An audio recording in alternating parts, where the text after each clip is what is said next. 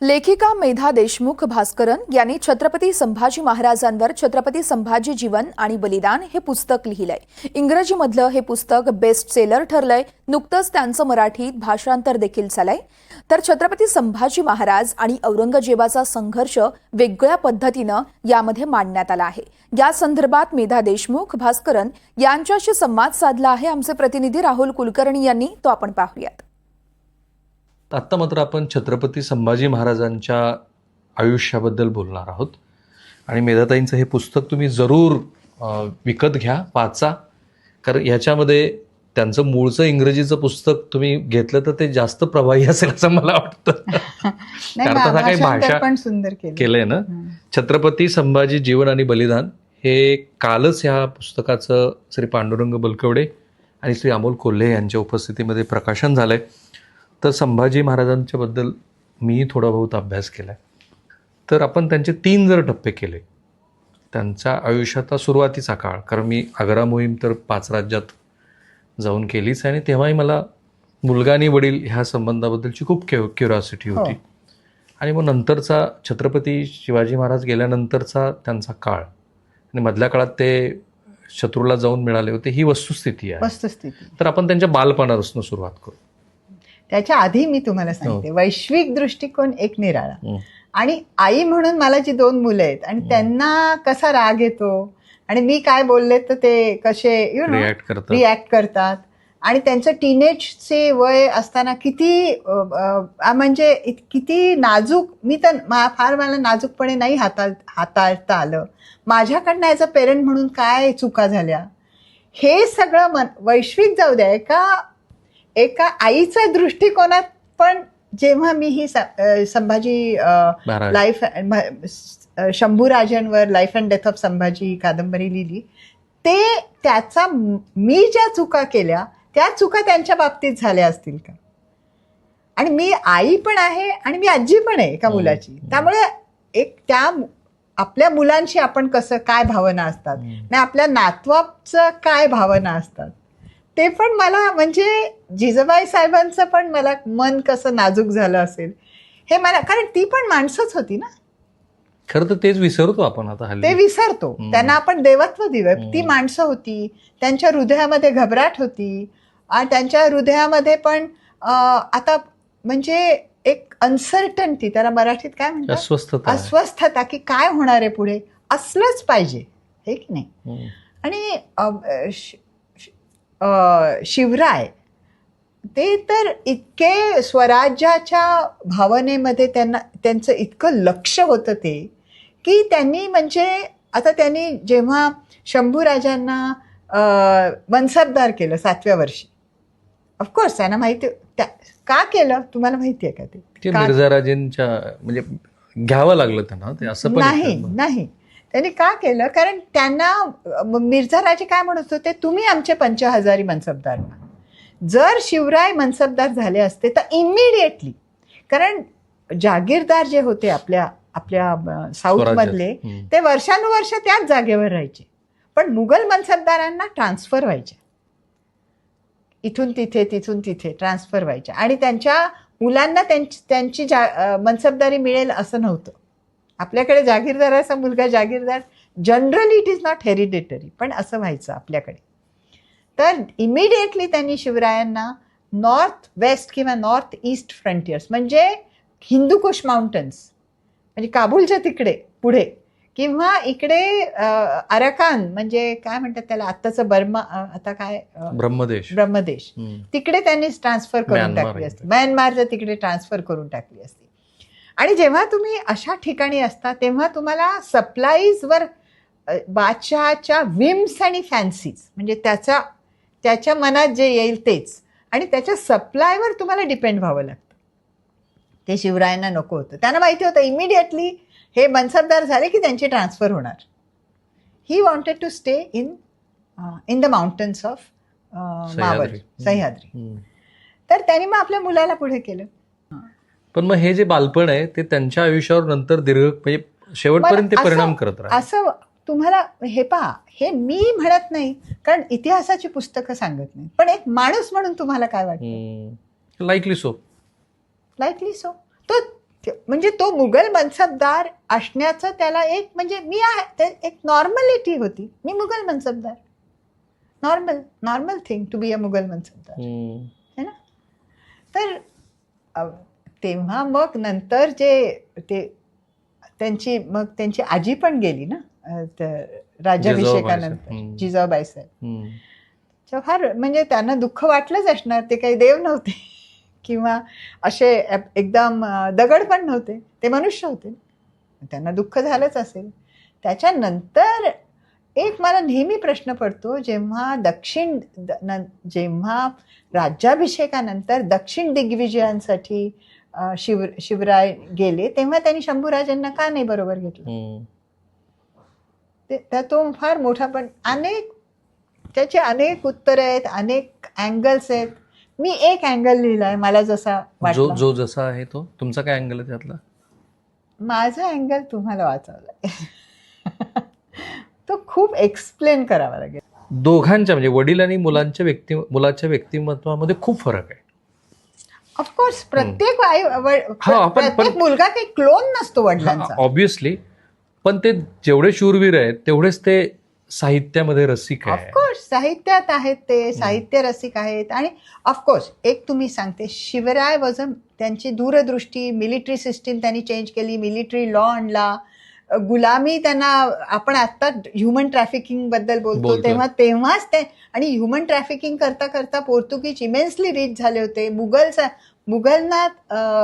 मुघलना युनुक म्हणजे हिजडे करून मुलांना लहान लहान त्यांच्या हारेममध्ये प्रोटेक्शन करायला त्यांना गुलाम हवे असायचे. आणि गुलाम जे ट्रेड होती ती trade off slave trade was flourish झाली होती. त्यावेळेस एक जो एक राजा होतो, आधी जागीरदार असतो, त्याची दूरदृष्टी काय की हे बरोबर नाहीये, ते बंद केलं, हे बंद केलं पाहिजे. शिवाजी महाराजांनी बंद केलं. मग ही दूरदृष्टी, किंवा आपण 400 वर्षानंतर ह्या गोष्टी करतो, मग ही एक दूरदृष्टी, त्यांचा एक अँगल. पण ते जे होते तसा पुरुष, आपण सगळेच त्यांच्या मानाने लहान होतो. त्यांची जे एक स्टेट्समनची आणि एक याची दूरदृष्टी होती as a general of war, आणि एक प्रेम होतं, म्हणजे सगळंच त्यांचं एक जे कॉम्बिनेशन होतं, त्याच्या उंचीला पोचणं कोणालाच शक्य नाही. पण शंभूराजेंचं वैवाहिक आयुष्य आणि त्यांच्या आपल्या पत्नीबद्दलचं असलेलं प्रेम, ह्याच्याबद्दल पण बऱ्याच गोष्टी येऊन जातात इतिहासाच्या पानात. त्याच्याकडे तुम्ही बघितलंय का? हो, मी त्याच्याकडे पाहिलंय ना. येसूबाई साहेब वॉज म्हणजे ती शिवरायांना पण फार त्यांच्याबद्दल प्रेम होतं. तर माझ्या कादंबरीत मी एक ओळी ते सांगते मी तुम्हाला, की येसूबाईंना ते सांगतात की मी शंभूराजांना दक्षिण दिग्विजयासाठी नेत नाहीये, ते तुमच्या तिथे शृंगारपूरला राहतील आणि ते सुभा बघतील रत्नागिरीचा आपल्या. तर ह्यांना ते लहान असतात, त्यांना कळत नाही एवढं, 17 वर्षाची मुलगी असेल ती. तर ते शिवराय म्हणतात माझं काही बरं वाईट झालं तर हे जी आग आहे म्हणजे शंभूराजे, ती अशी, म्हणजे ती पाहिलं तर अनेक दिवे लावू शकेल, नाही तर सगळं जाळून टाकू शकेल, ते तुम्हाला सांभाळावी लागेल. तर ती म्हणते कसं, तर तो म्हणतो की काही, तर शिवराय तिला सांगतात की आपण स्वतःच एक शस्त्र बनावं लागतं, स्वतः हे सगळं करायला, की आपण we ourselves have to become a weapon. तर ती मग म्हणते लहान मुलीसारखी, मी वेपन बनीन. तर म्हणे नुसतं वेपन बनून उपयोग नाहीये, शस्त्र बनून उपयोग नाहीये, ते कशासाठी यूज करायचं, फॉर व्हॉट, कशासाठी फाईट करायचं ते शस्त्र घेऊन, ते फार महत्वाचं आहे ना. तर तुम्ही काय साध्या किचन पॉलिटिक्स मध्ये पण ते शस्त्र वापरू शकता. आता तुम्हाला सास भाऊचे तर मालिका सुरू झाल्यात, तर ते तिला सांगून जातात. आणि he was a intelligent woman, तिने खूप सहन केलं आयुष्यात. आणि ऑफकोर्स शंभूराजांचं तिच्यावर प्रेम होतं. आता इतर मला माहिती नाही, पण मी माझ्या कादंबरीत तर ते ना राज्ञी जयते आदेशच निघायचा हा. मग आणि तिने जो नंतर त्याग केला की मी रायगडावर राहते आणि तुम्ही निघून जा इथून, राजाराम महाराजांना, that was the biggest sacrifice. त्याच्यामुळे स्वराज्याला खूप उपयोग झाला. स्वराज्य टिकलं, नाही तर टिकलंच नसतं ना, सगळे तिकडे पकडून तुरुंगात गेले असते. पण मग शिर्केंच्या बद्दल तुम्हाला जे इतिहास च्या काही संदर्भामध्ये दिसतं, सक्का मेहुणाच नंतर त्यांनी पकडून दिला वगैरे, इज इट ट्रू? नाही, मला मी जे वाचलं, एवढा अभ्यास केला, त्याच्यात तुम्हाला ती मग सगळं सांगावं लागेल. औरंगजेबाने जेव्हा हैदराबाद गोलकोंडा एक्वायर केलं, म्हणजे केव्हाची गोष्ट आहे ती 1686.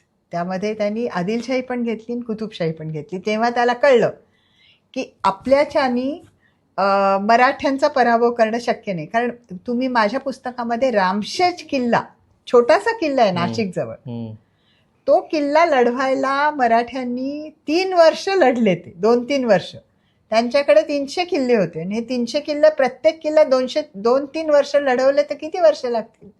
1,000,000 वर्ष निघून जातील. तर तेव्हा औरंगजेबाच्या असं लक्षात आलं की आधी आपण कुतुबशाही आणि आदिलशाही घेऊ. तेव्हा जेव्हा त्यांनी कुतुबशाही घेतली, आधी आदिलशाही घेतली नंतर कुतुबशाही घेतली, तेव्हा त्याच्या हातामध्ये 2 माणसं होती. 2 माणसं त्याला मिळाली. त्या एकाचं नाव मला आठवत नाही, एक शेख नैजाम. तो शेख नैजामनी डेक्कनमध्ये अनेक वॉर्स खेळला होता. तो Shaikh Nizam was a very intelligent आणि त्याला माउंटन्समध्ये युद्ध करायला काही वाटायचं नाही. तर त्याला औरंगजेबनी सांगितलं की मी तुला सर्वात श्रीमंत करील. त्याला तिथेच मला वाटतं काही 1,000 किलो सोनं का चांदी दिली त्याला तिथेच. त्याला सांगितलं की तू शंभूराजे आम्हाला संभाला पकड. कारण तो सांगतो म्हणजे माझ्या ह्याच्यात की if Qutubshah is a elephant, a caparisoned elephant, म्हणजे नटवलेला हत्ती आहे. आणि if Sikandar Adilshah is a sheep, म्हणजे बिचारी शेळी आहे, तर शंभूराजे इज अ लेपर्ड. ते कुठच्याही माउंटनवर चढू शकतात आणि त्याच्यावर वाढणाऱ्या झाडांवर पण ते चढू शकतात आणि त्यांना पकडणं फार कठीण आहे. पण जेव्हा शंभूराजेंनी कारण पैसेच उरले नव्हते ना लोकांना, म्हणजे सैनिकांना द्यायला, मग त्यांनी कवी कलशला कोकणात पाठवलं काही महसूल वसुलीसाठी. तेव्हा शिर्क्यांनी हल्ला केला. शिर्क्यांचा राग कवी कलशवर होता. मग त्याच्यावर हल्ला केल्यावर कलश विशालगडला पळून गेले आणि त्याला संरक्षण देण्यासाठी शंभूराजे विशालगडावर गेले आणि येताना संगमेश्वरला थांबले. तिथेच त्यांना मुकर्रब खाननी पकडले. म्हणजे शिर्क्यांनी मदत केली हे खरं नाही. We don't know. असं कोणावरही असं एकदम म्हणजे असं काही इतिहासकार सांगत नाहीत की इट इज ऑल, म्हणजे जसे शिवराय पेटाऱ्यातनं पळाले ह्याचं नक्की आपल्याला पुरावा नाहीये, तसा शिर्क्यांनी मदत केली का नाही याचा नक्की पुरावा नाही. त्यामुळे मी त्यांना फक्त कवी कलशवर हल्ला करून त्याला विशालगड मध्ये हाकलून लावलं तेवढंच घातलं. पण मग Sambhaji Maharaj as a warrior कसे दिसतात तुम्हाला? मला ते थोडे इम्पल्सिव्ह वाटतात. म्हणजे असं पूर्ण विचार करून त्यांना इतकं ते राज्य वाचवायचं होतं की त्यांनी जीवाचीच पर्वा नाही केली. आणि शेवटी ते हतबुद्धही झालेले दिसतात मला. कारण जो शेतसारा यायचा, सैनिकांना पगार द्यायचा, ती सगळी सिस्टमच कोलॅप्स झाली. की जेव्हा औरंगजेब ही दोन्ही राज्य जिंकून आला त्याच्याकडे 7 का 8 करोड रुपये होते तेव्हाचे. म्हणजे इच रुपया is made of 10 grams of चांदी, सिल्वर. तर त्यांनी ब्राईब करायला सुरुवात केली सगळ्या वतनदारांना, आपल्याकडे खेचून घेतलं. त्यामुळे ह्यांची जी रेव्हेन्यू सिस्टीमच कोलॅप्स झाली, पैसेच येईना.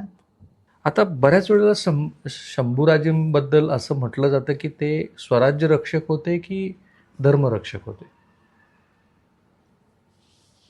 ह्याच्याबद्दल मी काहीच लिहिलं नाही पुस्तकात.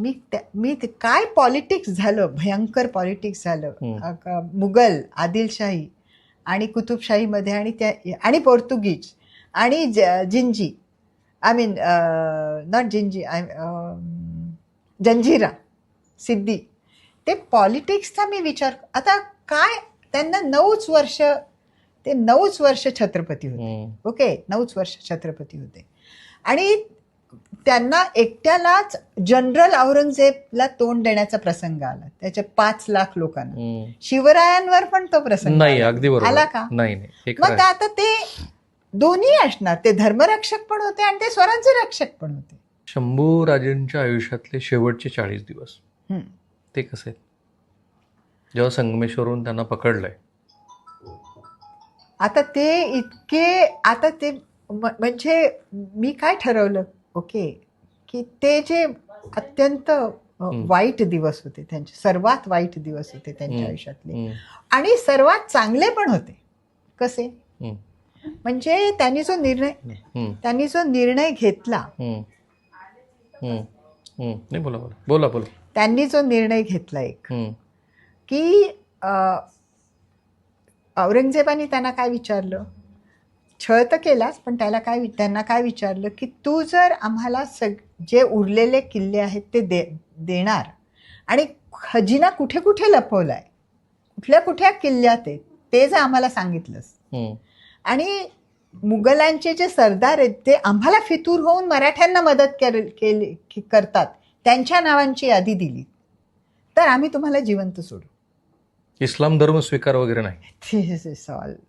That's not true. ह्या दोनच अटी होत्या. अरे, they are all intelligent people. They want the hill forts. आणि त्यांना पैसे पाहिजे, फायनान्स. आता इथे जर तुम्हाला एक मोठा जॉब मिळाला कुठे गुगलमध्ये, तर ते तुम्हाला विचारतील तुझा धर्म काय आहे, हम्म. ते तुमचे काय बघतील, पात्रता, तुमच्या degrees. Okay, so these people were not like धर्माचा उपयोग औरंगजेबाने केला, पण इथे त्याला काय उपयोग होणार होता यांना कन्वर्ट करून? लॉजिक काय, त्याला काय उपयोग होणार होता? पण मी ह्या 40 दिवसामध्ये जेवढ्या प्रांतामध्ये मराठा सरदारांची सत्ता होती, कारण मला तुमच्या बोलण्यात लक्षात आलं की ब्रायबरी देऊन त्यांनी अनेक जणांना औरंगजेबाने स्वतःकडे घेतलं होतं, वतनदारांना घेतलं होतं, किल्लेदारांना घेतलं होतं. पण बाकीच्या मंडळींचं तेज कुठे हरवलं होतं? ते का नाही शंभू महाराजांच्या सुटकेसाठी आले? नाही आले, त्यांना सापडलेच नाहीत शंभूराजे कुठे. आणि मुघल काही मूर्ख नव्हते, त्याच्याबरोबर बरोबर मर्यादा होत्या सगळ्या गोष्टींना. आणि त्यांचं जे त्यांनी जेलमध्ये ठेवलं होतं त्याला अत्यंत सिक्युरिटी होती. कसे घेऊन जाणार? मग तसं म्हटलं तर येसुबाई साहेब आणि त्या शाहूराजे तर कितीतरी वर्ष मुघलांच्या छावणीत होते, त्यांना नाही का बाहेर काढता आलं? पण ते अगदी हार्टमध्ये ठेवलं होतं त्यांना, नाहीच काढता आलं त्यांना बाहेर मराठ्यांना. पण त्यांनी औरंगजेबाला शेवटी कसं हरवलं तारा राणीनी. आणि तिचं पण शंभूराजांवर प्रेम होतं, आपल्या दिरावर, कारण ती लहान होती ना. शंभूराजांनीच तिला सिलेक्ट केलं होतं आपल्या भावासाठी. त्यांच्यातले पण संवाद आहेत माझ्या कादंबरीत. पण ते थोडंसं काय होतं, फिक्शन रायटर म्हणजे मला थोडंसं इमॅजिन करावं लागतं, ते काही इतिहासाच्या पुस्तकात नाही. मग सारखं वाचून वाचून तुम्हाला एक इन्स्टिंक्ट तयार होते की असं असावं. खूप खूप आभारी आहे मी तुमचा. पुन्हा केव्हा तर आपण सविस्तरपणे ह्याच विषयावरती किंवा तत्सम आणखी कुठल्या विषयावरती बोलायला पाहिजे. Thank you so much. Thank you so much.